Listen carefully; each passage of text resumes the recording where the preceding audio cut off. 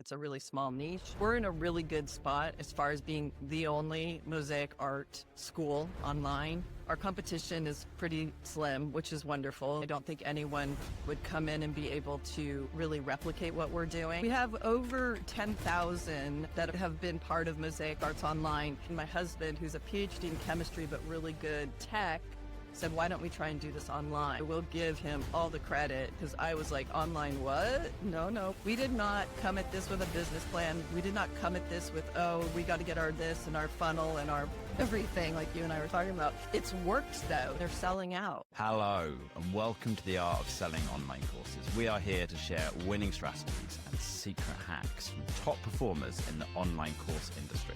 My name's John Ainsworth and today's guest is Tami Macala, professional mosaic artist and teacher.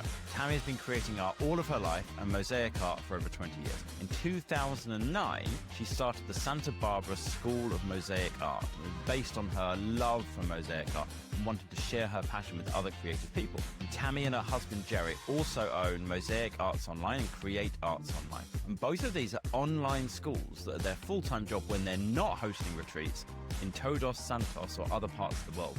Today we're going to be talking about the process of creating courses in collaboration with talented artists, why it's not necessarily the best artists who make the best instructor, and of course about email marketing and funnels.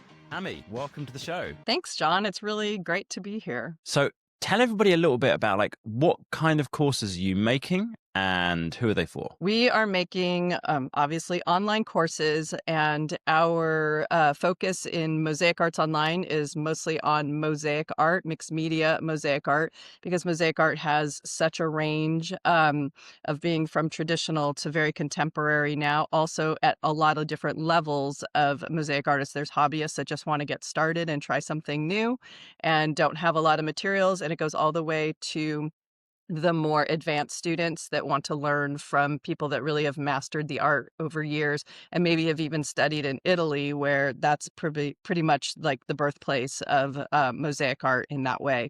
We also have Create Arts Online, which is exactly the same kind of platform, but strictly mixed media art. So you have your watercolor, your acrylic painting, your paper arts, your collage. It really goes into art journaling, all different kinds of things that sort of separates it from mosaic art. And we just wanted to keep them separated because they're really two different mediums, but they can serve the same purpose. And our students love it. Now, you said mixed media mosaic, as if everyone knows what that means. Could you spell it out for me? Because I definitely don't. If you look at the piece behind me, you might Yeah. see lots of different materials in it. And it's not a traditional, just one type of material mosaic art. Same with this one here. This, we call it a mandala, and it's got different kinds of gems and different materials in it. So we like to lean into calling it mixed media because it's not traditional, just like this one. That's all mosaic art. That it's all like Italian smalty, if you know. It's a special glass. It's the glass that's in the Vatican. It's the glass that you might see in a lot of the churches. That's very specific, one type of glass that's used, and some artists like to do so. That would be considered a contemporary mosaic using traditional materials. This one would just be contemporary using mixed media materials. And do people get really defensive about their style of making mosaic? Like, the people who do it the more traditional way feel like, what is this thing? You can't call that mosaics? Is it How did you do your research? No, I'm just assuming it seems like the kind of thing that would really upset people. Well, there's always been an argument in mosaic art about it not being accepted as what they call fine art. So you won't see a ton of mosaics in museums. And it's hard to get your mosaics hung in a gallery for its own show and stuff like that. So even the traditional mosaic artists, want to stay in their lane and be traditional with their materials and how they make their lines. And there is a very, very mastering a technique to doing mosaic art. But nowadays, the world we live in is so contemporary, and everyone, as an artist, obviously wants to kind of create their own lane and do their own style. And to do that, you can't just stay in one material. I mean, this artist here has done a brilliant job with it, but for a Mm. lot of artists, they'll go out in the world. One of them is really well known for using slate. Another one might be really well known for using, this one's like all broken plates and crockery and then found Okay. objects in the desert. This is my piece here. Yeah. And we have property out near Death Valley. And so I found a lot of these things that are ancient, from like the 40s, or ancient's the 40s, sorry. And so anyway, yeah. So yes, what you're asking is a conversation that continues all the time. But for us as a business, it's really, really important that we can serve all of our students. And to serve all of our students, we have to have all different types of mosaic. So we just launched a course that did phenomenal, that was all about how to use it's a handmade clay stamp called "You Are Here" on it, and you can make any type of mosaic around it. And then the course we're going to launch on Friday is all in stained glass. So people that don't want to do "You Are Here" but love to work in mosaic stained glass are going to love the next course coming out. So we're really, really in tune with making sure we serve our whole community. And give people some kind of idea of the size of your business. Like, how many customers have you got? Well, we have over, 10,000 that are, have been part of Mosaic Arts Online, but it just depends on the course, if that's what you're asking. It can be in the hundreds when people really want that type of course and that's what they're looking for, or they really love that artist. And then there could be others that aren't quite as strong, but that's okay.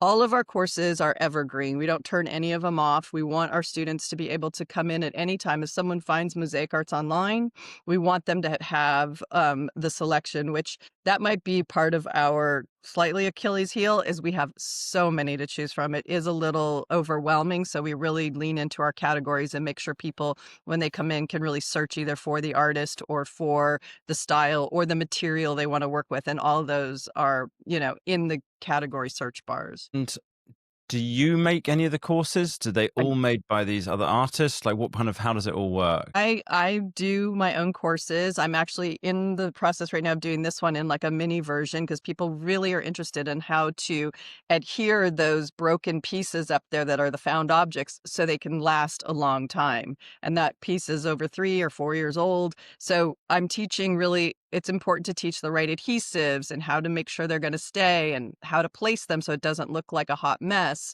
And so I'm actually in the process of that one. And you had asked about memberships too. And I have a membership at Mosaic Arts Online that's called Foundations and Fundamentals. And that one is 14 of my courses, all bundled into one with a monthly fee. Plus, I go live once a month on Zoom with our membership, and then they could ask me any question. And that's really, when we're all in this online world business, we're all islands, and the lack of connectivity that we can't really have physically, that gives them a chance to all come together, one time a month and talk to me, ask me questions, show me what they're working on. So between that, there's some blogs on there. There's these things called demos under 20. So in under 20 minutes, I demo just a quick hack. And there's a huge plethora of those on there. So it's a great membership for people just starting out. And I lean more into the beginner courses for most of mine, just to give people a real launching pad, so then they can go in and feel more confident to try some of our other artists. And is that how it all got started? You making courses and then you expanded out to other artists? Well, the short story is I was in the movie industry for 20 years in Los Angeles as a costumer and dressing actors, being on set. So I also started the Santa Barbara School of Mosaic Art while I was still working in Hollywood. So a lot of commuting, and then decided that in 2015, my husband, who's a PhD in chemistry but really good tech, said, "Why don't we try and do this online?" So with my kind of background in the film industry and in talent and how to manage them, and then lighting and all the camera stuff was easy for me. And he was like, I could do the editing. And so that's how it all sort of came to be. And I retired out of the movie industry in 2012. And then we launched Mosaic Arts Online in 2016, way before Gotcha. COVID. And how has it worked in terms of building an audience? Do you do a lot of work around that? Do the other people who are making courses like point their audience in as well? Like, how has that worked for you? That's exactly correct. So it's a collaboration, and the artists are paid a commission per purchase per course. So they come in and it's up to them. It's their investment. Is we do all the filming in our studio here in Santa Barbara. So the artist has to get themselves to Santa Barbara. We want to keep everything as high quality and as consistent as possible using our cameras, our lighting, our exact same space so that the student knows they get the same experience every time. So our artists do fly in to Santa Barbara, and then it is between their following and our following. That's how we get more and more of our people. And it's a lot of me being very the Mosaic community is very small, as you can imagine. It's a really small Mm. niche. And I've been the president of an organization called the Society of American Mosaic Artists for 4 years. And I just am pretty well known in that community. So it wasn't hard to become the face of this company and grow it and have all these artists trust us that they wanted to bring their, content to us, film it and produce it, and then be part of our, Mosaic Arts Online instructor library now. One of the things I find really fascinating doing these interviews is that I get to find out that there are niches people are selling courses in that I had never really thought about. I'd never really, I knew mosaics existed. I didn't know mixed media mosaics existed. And I hadn't thought about the fact that someone is selling courses in that space. I was talking to someone the other day who does, wait a minute, see if I can remember this. What's the name of the thing you make a covering for a bed out of quilts, out of lots of different bits of material? Mm-hmm. And Quilting. Oh yeah, quilting's huge. she didn't do quilting. She did a specific kind of finishing to quilts. Wow. White arbor quilting. I didn't totally understand. And Beth Ann, her name was. And I was like, wow, that's really niche. That's like a niche of A quilting. niche. Yeah.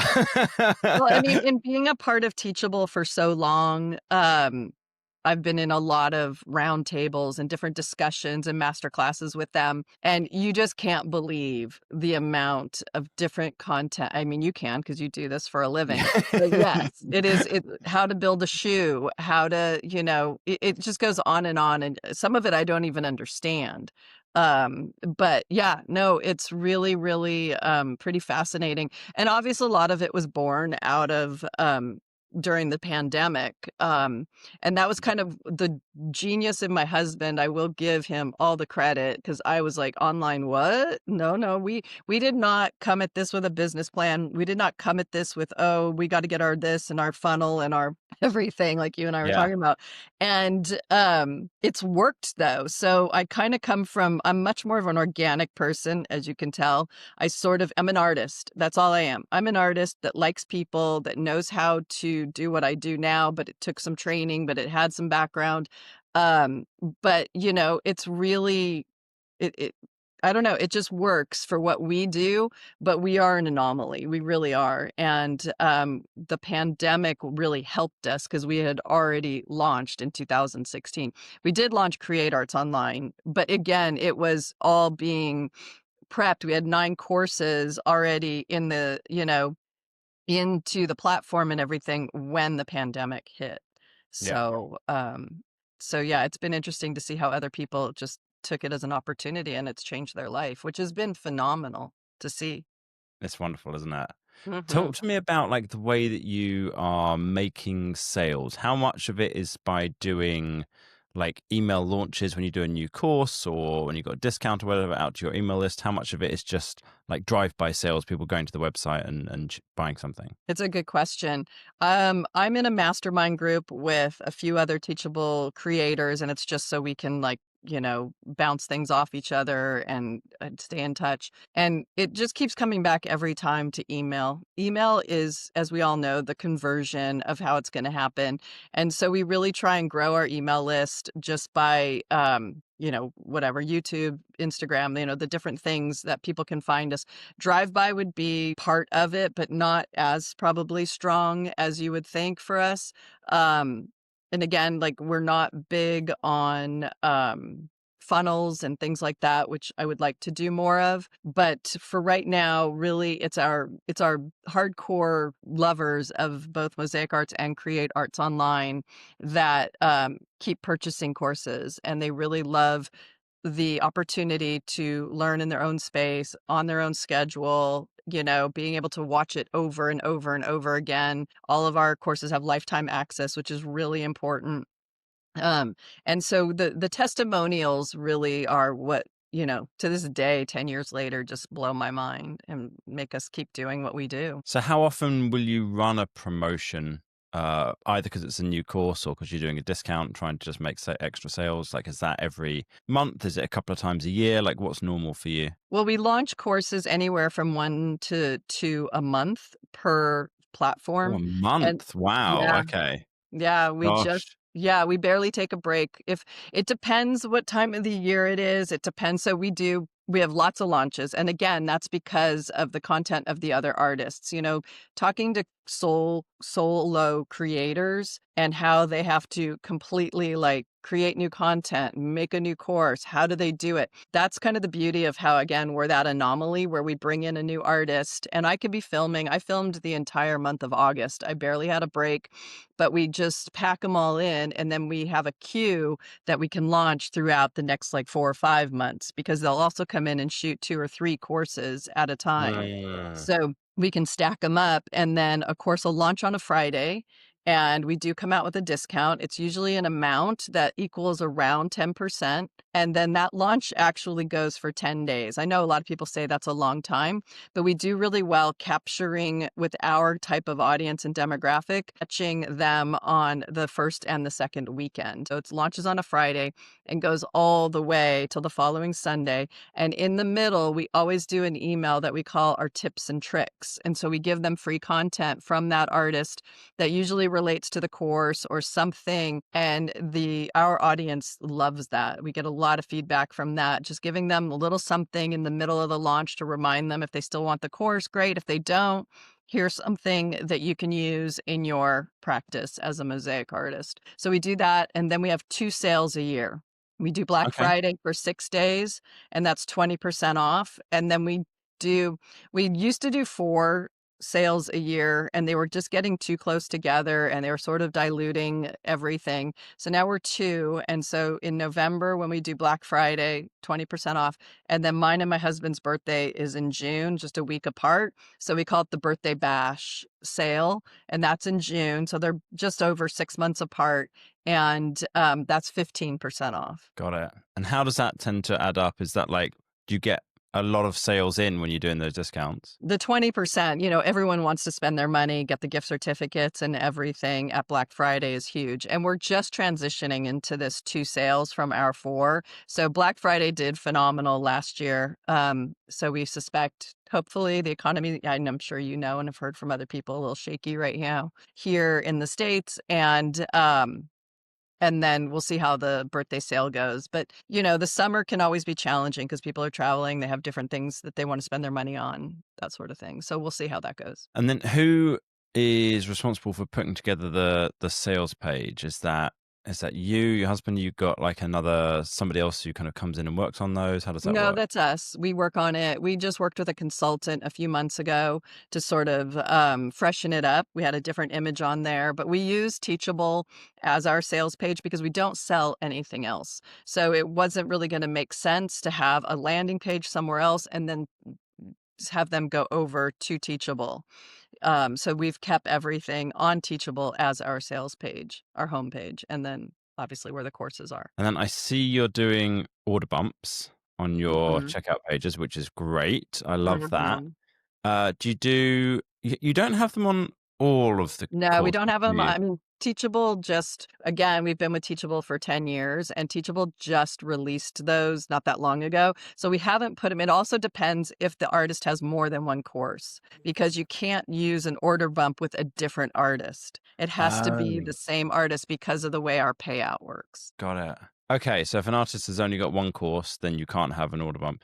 Do you use the upsell feature in Teachable as well? No, After I've only used the order bump. that would probably add another 10 to 20% to your revenue if you did And that's upsells. the one that you want to do when it's going to be like a lower priced one, right? To really, or Doesn't have to be. No. So the idea is the order bump is the additional offer that you've got on the checkout page. The upsell is then they've put their credit card details in, they've hit pay, that's gone through.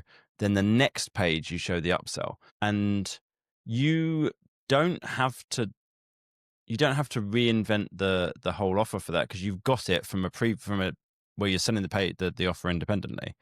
Um so it would be some work, but it wouldn't be an enormous amount of work. It depends. The Teachable system before, they had where you had to have it done through just a video, which was a pain. I think they've now changed it in Teachable so that you can have like an actual sales page for it. well, And if you've got that, and it can be the one of our, like if I have an artist that has multiple courses with us that I would be launching this Friday, I could do an order bump and an upsell. yeah, as long as they've got two other courses. Otherwise, you might have the They same do. offer twice. You might be able to have some logic where if somebody bought it as an order bump, don't offer it as an upsell. Otherwise, offer it as the upsell. Maybe I'm not sure. I couldn't swear to that. I'd have to check in Teachable.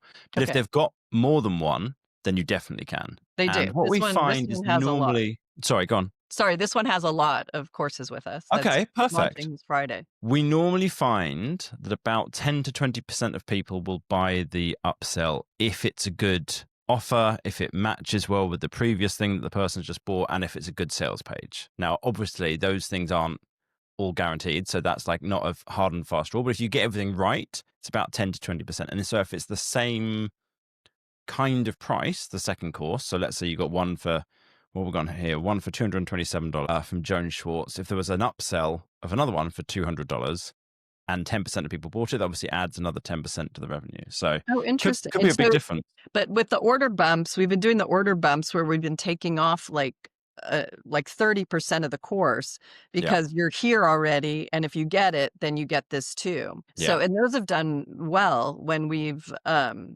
put them on. Yeah. And that's what I'd suggest with the upsell as well, because it gives people some urgency to do it now. Otherwise, Mhm. they might think, well, I could just come back, get it anytime. But if you've given a discount, they're like, oh, this Exactly. is the time to get it. I have to take action now. Now or exactly. And so I use that language in both the order bumps, but I've never done the upsell. So I'll try that with this new launch on Friday. Nice. Let me know how it Yeah. goes. Thank you. I appreciate it. No, I mean, Teachable's come a long way, and they've got some really good features now, and they just need to get a shopping cart. That's what they have to do.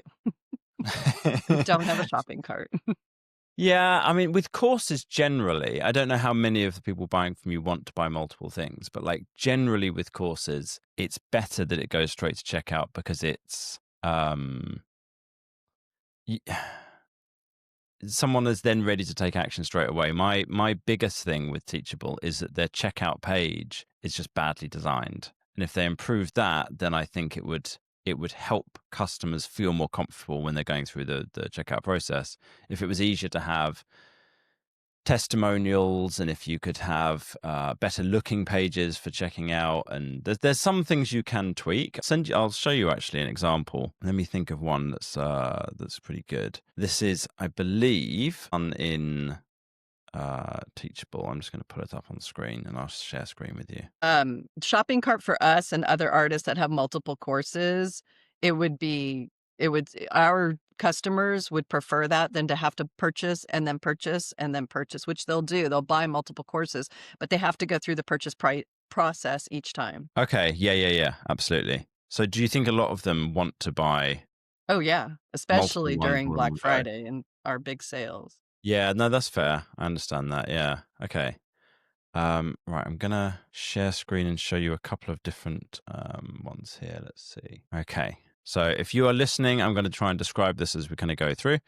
If you are watching on YouTube, then you'll be able to see. So we've got here, if we click through to the checkout page, you're going to see there's a couple of extra items on this page that are a little different to the way that you've got yours set up. So we've got Okay. an image over Yep. here on the right-hand side of the course creator, which helps to kind Mhm. of maintain trust. If I go back to yours, we've got like the branding across the top a little more kind of beautifully. We've got what's the next one? We've got two order bumps rather Okay. than just one, which Mhm. tends to increase conversions as well. Okay. We've also got some testimonials Okay. here, a reminder of what they're getting, and the money back guarantee badge as Right. well. And Right. all of those we've found are like things that help to increase conversions. This isn't the perfect looking page because Right. it's in Teachable and it just doesn't let you make it as beautiful as you might like to. Right. But even then, including those things helps to increase conversions. And I'll show you another one. This is probably going to have the same. You'll see here yet again, there's an image. You've got the branding at the top.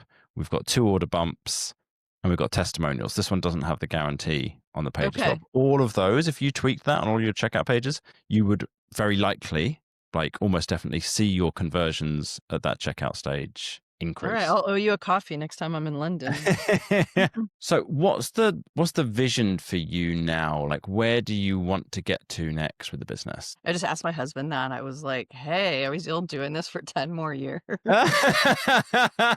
Oh, wow. Okay. Well, we kind of have to or figure it out. Um, What's our vision? Our vision right now is we're in a really good spot as far as being the only mosaic art school online. Mhm. So our competition is pretty slim, which is wonderful. And we're happy about that. And we've worked really hard to be that. And I don't think anyone would come in and be able to really replicate what we're doing. But who knows with AI and everything going on. But I think our vision right now is that we will continue doing what we're doing. We're really growing our Todos retreats business because now that the world is sort of trying to get back to, not get back to, but is back to sort of in person experiences. I used to teach and have a lot of teachers come to our studio here in Santa Barbara to take classes, and you can serve 12 people and really have a great weekend workshop. And people come in from all over the world to teach and to take the workshops. And that's great. But taking it to a place where you can spend a week in Baja, Mexico, near Cabo San Lucas in this beautiful beachside town, and be able to stay at the place, eat food from personal chefs, and then take a workshop from me, or now we're hosting other teachers there as well, is really like just kind of a step up in the in-person experience. So the Santa Barbara School of Mosaic Art has kind of taken a pause for right now because between our schedules of filming and now I'm scheduled to teach 6 retreats in 2026 in Mexico, and they're back to back. So we go down there 3 times a year to serve the students, and they're selling out. And so it's just for us, it's a better experience. We've been doing it since 2014. So again, there's a long history of this growing it and it's working that we really, really enjoy doing. And so that's kind of our 2 businesses going right now. And if you told us like what our goal was for the 10-year plan, I would just be grateful that I'm not 30 something years old trying to keep it going in this world right now because it's so competitive in other, industries and stuff like that that you really and being a sole creator is really challenging. What's anything that is any issues for you around your email marketing or your funnels, or like what's anything that you do find frustrating or harder with that? What I find frustrating is that I'm really good at learning a formula, but if I Mhm. don't know it, I have I'm pretty challenged trying to kind of figure it out. So I've never leaned into what I feel would be um more students coming in if there was a better welcome, funnel and all of that stuff. And so I've just sort of let it slide because, again, I have got enough on my plate as far as doing the filming and my husband doing all the editing and everything. And because it was never something that we really put into play early and it became a formula, it sort of has become like Achilles heel in a way. So I've Hmm. wanted and have, purchased online courses how to. Hmm. And I know we have Kit as our email service, so I know it's an easy thing. And I know one of my friends that's in my small mastermind group is brilliant at it. It's just never been like set up for me to do, so I've never implemented it. Does that make sense? Yeah. So it's like, if you knew what to do, you would be good at implementing it, making sure it happens all the time, but you're just not quite sure, well, what is it that I should be, how does it look? What does the ideal welcome Yeah, if sequence, for someone's example, look like? I could write it if someone set up like the 5 emails for just a welcome, funnel, and then for other funnels, and if you've got new people coming in, where do you send them? How do none of that's been just laid out for me. I mean, with Teachable, I can do a course. I could get a course ready and launched in a day. But if Right. someone, then it's, write an email. So I just schedule my emails for my week launch, my 10-day launches. And the things that I do, which I really think is important, I do consistently. So it's not something just fly by. Everything is very consistent. When we launch, how many emails they're going to get, what's in the emails. They come from, a very personal place. People know who I am. I wish I would get on to the YouTube channel more, but we used to do a lot more lives where we'd invite people, artists in and talk about things like that. Again, just trying to put it into the schedule and do it. Got it. So for anybody who is in the same boat, or even for you, Tammy, we've got a podcast episode we've done specifically about welcome email sequences, which was with Kyle Jordan, and Kyle's a copywriter, the copywriter that we use. We know And Kyle very well. what's that? Sorry. Kyle, we know Kyle. Is it Kyle in Geneva, Kyle? Oh, I don't think so. He's American. I don't. He looks Yeah. Midwestern. I don't know. Really? Yeah. I think it's Kyle.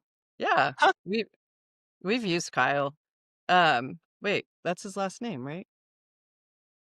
That's Oh, so no, funny. sorry. We have Kyle Jansen. Okay. Oh, okay, okay. Sorry. Okay, well, that's a small world. So Okay, anyway, Kyle so back to is, Kyle Jordan. yeah, he's a great copywriter, and he particularly specializes in welcome email sequences, like the onboarding when a new customer signs up through a lead magnet or something like that. And we did an episode 70, so a couple of years ago, how to convert prospects into buyers using email onboarding with Kyle Jordan. But what I can do after this is I can follow up with you about, like, here's some tips around welcome email sequences, or like, here's, if you want us to kind of have a look at it for you and help you out with yours, then that's kind of, we can do that as well. The other episode I wanted to mention for everybody was, we've just been talking about how to make a great checkout page. I did an episode this year, so it's 12 checkout page tricks to get more sales instantly, and it's from July 24th, 2025. And that was with Boris from memory, and we went through like exactly how to make an amazing checkout page and how to get them to convert really well. So if you listen to those tips about the checkout page and like, oh, what should I be doing here? That's the episode to go check out. Okay. And you can Um, send me those, right? yeah, I can send you those. Yeah, Yeah, send absolutely. me both of those podcast links, please. So I I'll mean, I put, think it's good to sit here and discuss like the weaknesses and the strengths of any business, and nobody has it all figured out. Everyone's trying to just, I think, do the best they can. And I'm grateful that what we have supports us and we enjoy it. We, I think, do really well at it, but there's always room to grow and get better. yeah. And I think, I mean, similar to most course creators, what you're saying you're really good at is creating content and creating courses. And it's like, and what you guys are doing is different to what most people are doing, in that you are filming multiple ones with multiple artists, and you've got this Yes. whole setup and all of this. That's fantastic. But it's the same kind of principle. Nearly everybody listening is going to be like, yeah, I like creating content like Instagram, YouTube, whatever, and I like creating courses. And I didn't really get into this for email marketing and funnels, but that's the bit that makes the money in the middle. It is. It totally, I mean, that's why I'm saying, like, I've been told over the years that you're leaving some money on the table. And I'm like, great. And then you figure that you've taught yourself how to do this part. You could teach yourself how to do that part. But I think it's just, I don't know. It's a missing link that's been missed for a long time, that, yeah, sure. For 10 more years, if there was a way to already take what we have and make it more available because you find more people because you do a better process in the funnel or wherever welcoming would be where we would have room for improvement. Mm. Yeah. Yeah, absolutely. So kind of talk through the idea with the vision and some of the places that you've got issues at the moment. What's any advice that you would give to somebody if they were thinking about getting other people to create courses that they sell through their platform? Because that's not a lot of people are doing that. So that's kind of a unique angle you've got. Right. There are a couple others I know about out there, and I think part of their issue is that they want to allow their creators to film on their own. And having, nowadays, yes, you get a few lights and you get an iPhone and you can edit your own courses and things like that. But having the consistency of, doing it the way we do it, I think kinda just steps it up a notch. So if you wanted to go into the multiple, creators, way of doing it, then you find a way so that you can have the same consistent product that you're gonna put out every time. And I think that makes a huge difference. I think pricing is a big part of it, and I think that has to be fluid. I don't think we're, going to sell the different courses at the same price. They're all going to be different pricing. I think it has to be fluid with the economy, and if you want to sell your courses, don't just put it out there with your ego and your, thinking that it should be this price because I've, spent this many years learning how to do it. I mean, there's obviously that's part of the equation, but it also needs to be something that they're not physically with you. So getting questions answered or them getting some kind of feedback from you is going to be obviously delayed. So there are different things, but then they get to watch it as many times as they want. So you really have to find that happy spot in pricing, which I think is really important. And we work with all of our artists to make sure they're comfortable with it and that we're comfortable with it because there is a commission. It's on a commission base. Nice. All right. Well, Tammy, thanks so much for coming on the podcast and kind of sharing how your journey's been and sharing your wisdom. Where should we be pointing people to? If someone wants to go check out what you're doing, what's the websites they should go and have a look at? Yeah, they're mosaicartsonline.com and then createartsonline.com and Todos Retreats, and it's TODOS retreats.com. And that's where you can learn all about our Mexico retreats, our trips to Italy, and different things that we're leading around the world. Fantastic. Thank you so much. If you've been listening to this and you want to go check out those podcast episodes, just as a reminder, it was from July 24th, 2025, and then January 5th, 2023 with the two dates to go check out for those episodes. As always, thank you so much for listening. Really, really appreciate you. And Tammy, thanks again for coming on. Sean, thank you so much. It was a great opportunity to be here.